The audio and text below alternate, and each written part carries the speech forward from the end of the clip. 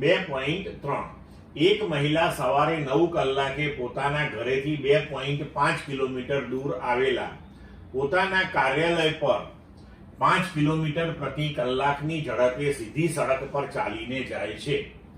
ત્યાં તે સાંજે 5 કલાક સુધી રહે છે અને 25 કિલોમીટર પ્રતિ કલાકની ઝડપે ગતિ કરતી ઓટો રિક્ષામાં પોતાના ઘરે પરત ફરે છે.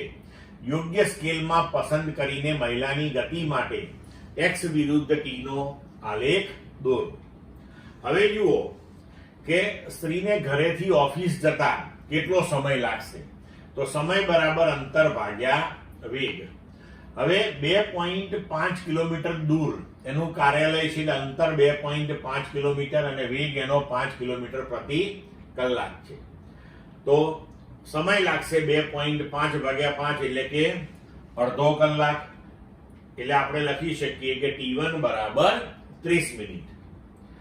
હવે આલેખમાં 9 વાગે એ ઘેર છે, તેનું ઘર જે છે એને આપણે x બરાબર 0 લઈએ અને 9:30 એ એની ઓફિસે પહોંચી ગઈ છે. ઓફિસ 2.5 કિલોમીટર દૂર છે. તો હવે આપણે આલેખની અંદર આ સ્થાન તમે જુઓ કે આ B થી શરૂ કરી અને આ A 0 થી શરૂ કરીને 2.5 કિલોમીટર અને અહીંયા 30 મિનિટની અંદર એને આ અંતર કાપ્યું છે. બરોબર. હવે આપણે આગળ જોઈએ કે તે 9:30 થી 5 વાગ્યા સુધી ઓફિસમાં રહે છે. તો આ સમયગાળા દરમિયાન એ ઓફિસમાં ને ઓફિસમાં જ છે, એટલે કે ઘરથી 2.5 કિલોમીટર જ છે.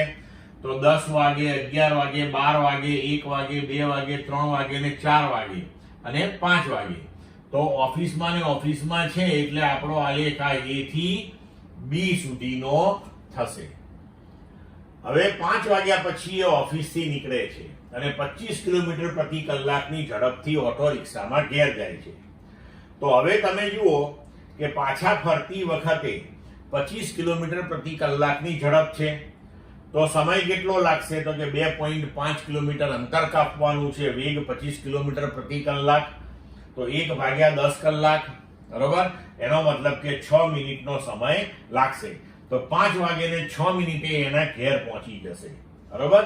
તો અહીંયા ઓફિસેથી એ 5 વાગે નીકળે તો 5 વાગે ને 6 મિનિટે એટલે કે આપણો આ ભાગ જે છે આલેખનો B થી C સુધી એ એની પાછા ફરવાની આખી જે જર્ની છે એ બતાવે છે. તો ક્લિયર મિત્રો, આ થઈ ગયો આખો આલેખ તેની મુસાફરી માટે.